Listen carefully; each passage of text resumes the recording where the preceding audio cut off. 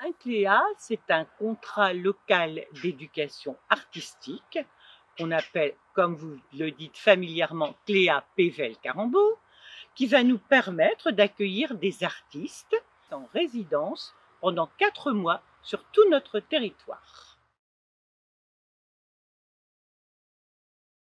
En 2021, il y aura 2 résidences missions, l'une autour de l'écologie, de l'économie circulaire, de l'aménagement paysager, avec un plasticien qui se nomme Aymeric Collet. La deuxième, ce sera un travail autour du livre avec un duo, une autrice illustratrice, Sarah, et également une comédienne qui est aussi plasticienne, plus attachée au spectacle vivant, Belinda.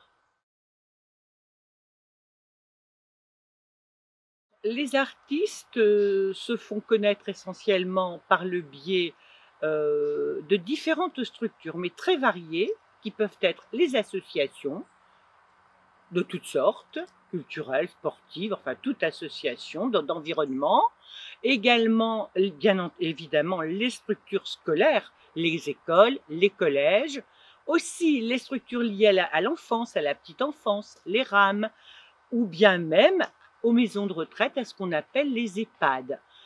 De façon générale, tout habitant peut être intéressé par un CLEA et tout habitant peut participer. Si vous êtes une structure culturelle, telle bien évidemment une médiathèque, vous pouvez accueillir les artistes, accueillir pour programmer soit un spectacle, soit une exposition. En fait, les faire venir chez vous. Les artistes co-construisent en fait ce geste artistique. Ils les emmènent dans leur univers, ils leur expliquent et démontrent des choses propres à leur domaine et justement ensuite les personnes peuvent s'imprégner du travail de l'artiste.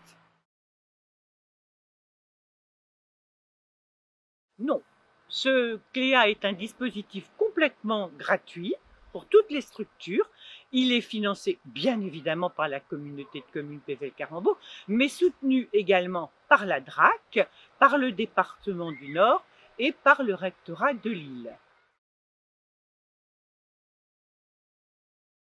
Vous pourrez d'abord bien évidemment aller sur le site Pével-Carembault, mais vous pouvez aussi télécharger la fiche de renseignement que vous renverrez à Charlotte Descamps de la communauté de communes Pével-Carembault, avec tous les renseignements correctement remplis et nous nous ferons un plaisir de vous recontacter.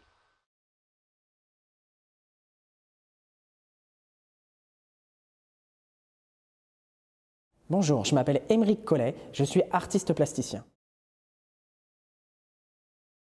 Mon approche artistique peut avoir des formes plurielles, c'est-à-dire que, en tout cas, moi ce qui m'intéresse, c'est vraiment de rencontrer des gens, d'intervenir sur différents territoires et de voir comment ces rencontres, on peut co-construire ensemble des gestes artistiques. Pour créer, il me faut différentes thématiques, c'est-à-dire qu'à la fois il faut que je rencontre des gens, des territoires, et à partir de là, l'idée c'est de réfléchir ensemble sur une envie, quelque chose qui pourrait sortir de l'ordinaire. Les thématiques peuvent être vraiment différentes parce que c'est les rencontres qui font le projet. Lors de mes différentes missions, j'ai pu travailler à la fois avec de la toute petite enfance jusqu'à des personnes âgées en EHPAD, etc. Je vais peut-être parler de 2 expériences. La première, c'est quand j'étais en IME et qu'on a créé ensemble un phénix de 6 mètres de diamètre.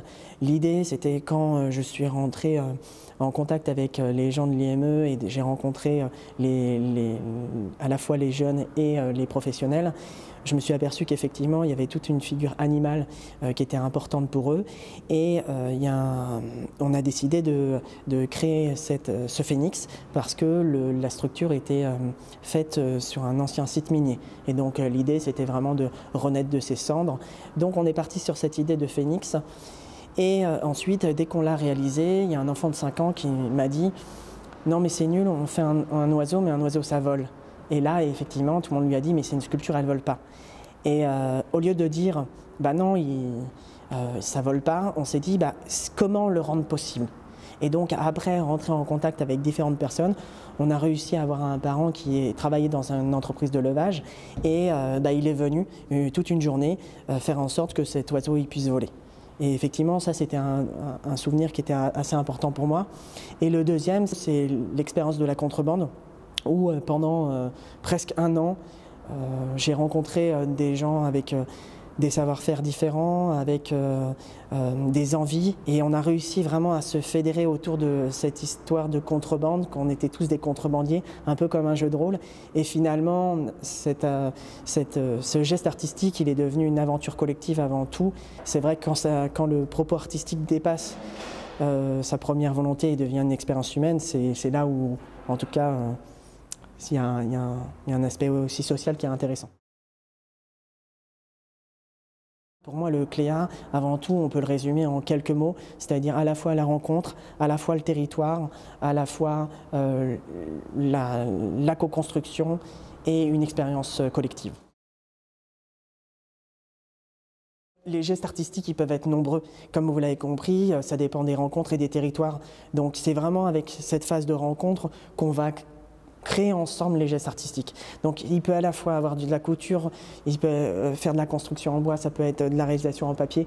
En fait, même si je ne sais pas faire une technique, l'idée c'est qu'on essaye d'avoir et de prendre les connaissances au niveau du territoire pour réaliser ce geste artistique. Si on réfléchit dans cette dynamique, tout devient possible. Et finalement, il n'y a plus de frein. Avant de proposer un geste artistique ou de montrer en forme d'exposition, c'est d'abord de se rencontrer pour imaginer quel élément peut être présenté. Parce que, en fait, chaque projet prend vraiment essence sur un territoire. Donc il faut vraiment réfléchir sur comment le transposer pour qu'il ait du sens et qu'il soit lisible ailleurs que dans le lieu qui a été conçu.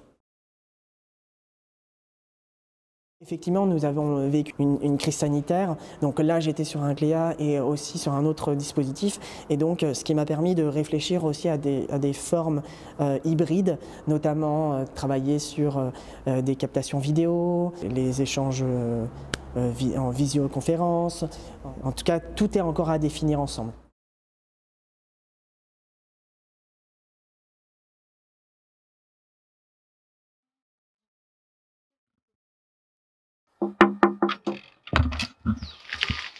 Bonjour, bienvenue chez moi. Je suis Belinda Annaloro, plasticienne et metteuse en scène.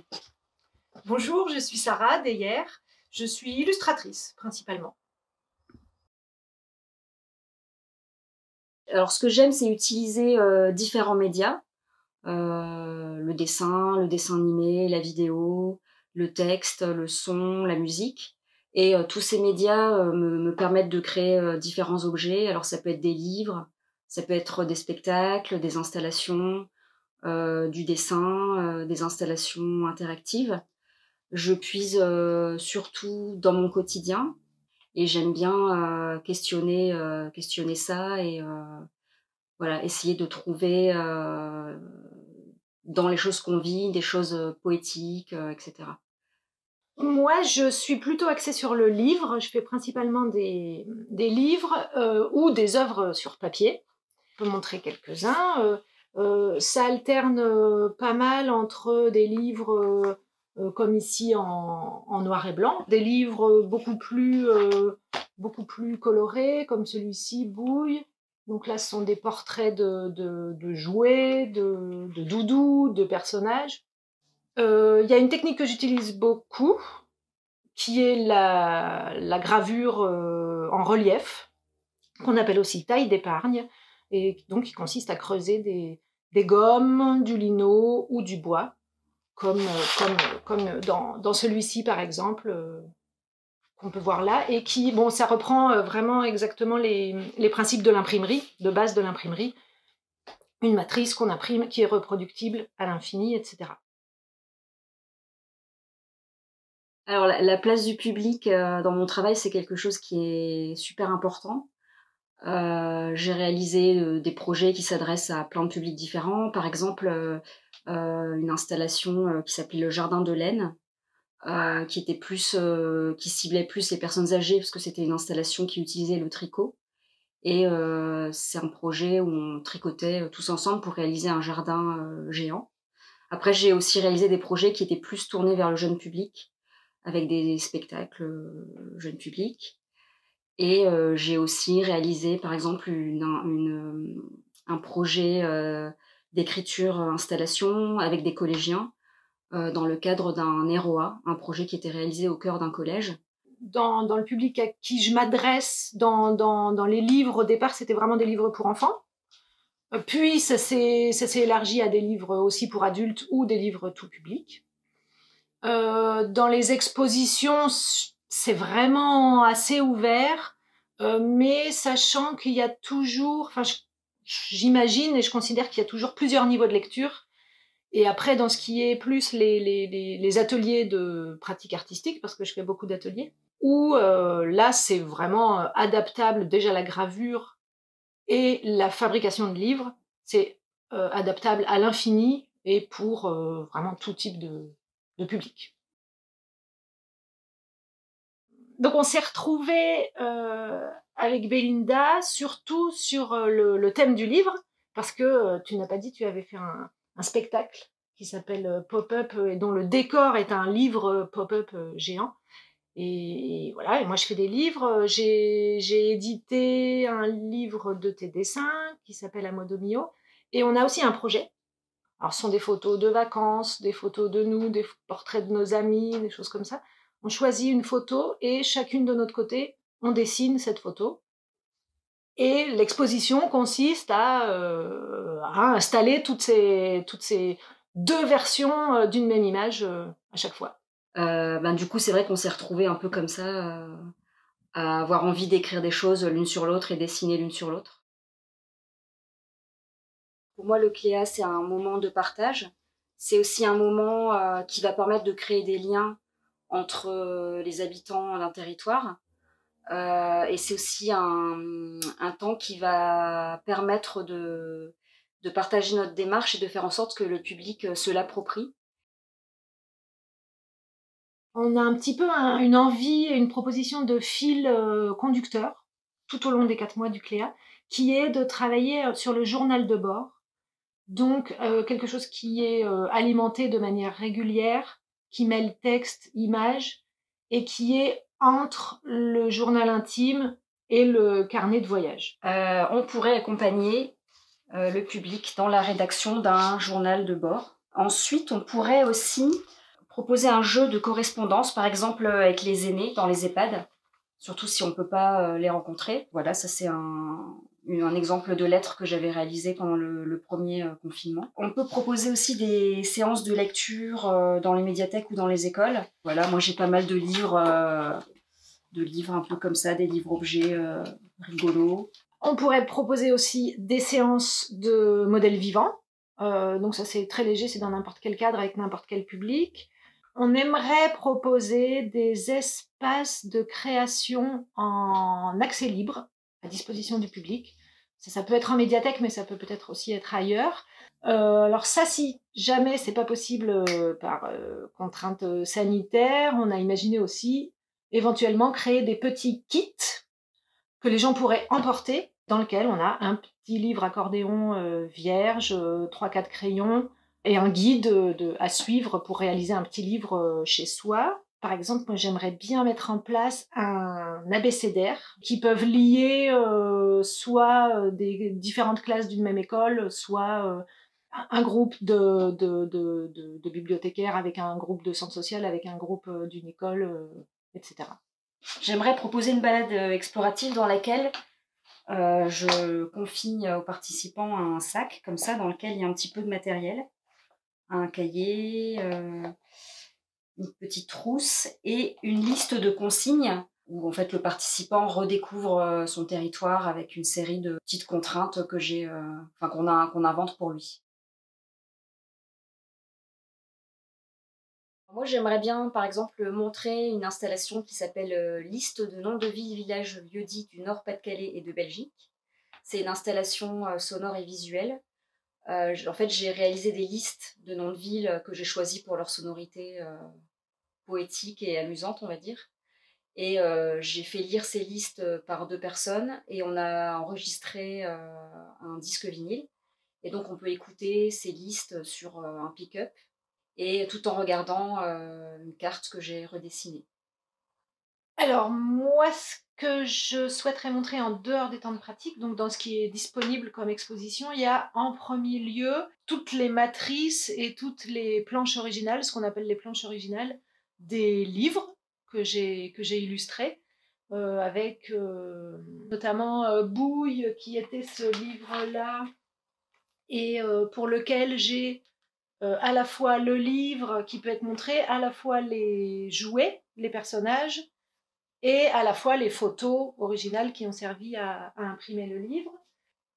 Et j'avais noté aussi, j'en ai parlé tout à l'heure, une exposition qui s'appelle En veux-tu en voilà, exposition sur les collections.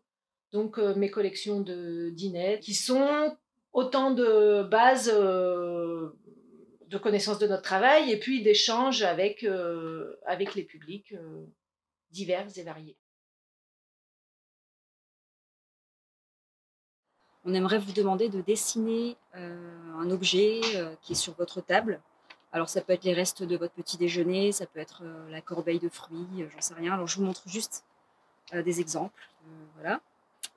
Avec éventuellement, si vous voulez bien, une petite légende. Et ensuite, on aimerait vous demander de nous l'envoyer par courrier postal. Vous pouvez l'envoyer à Belinda Analoro, 17 Cité Le Tombe, 75 bis rue des Meuniers, 59 000 Lille.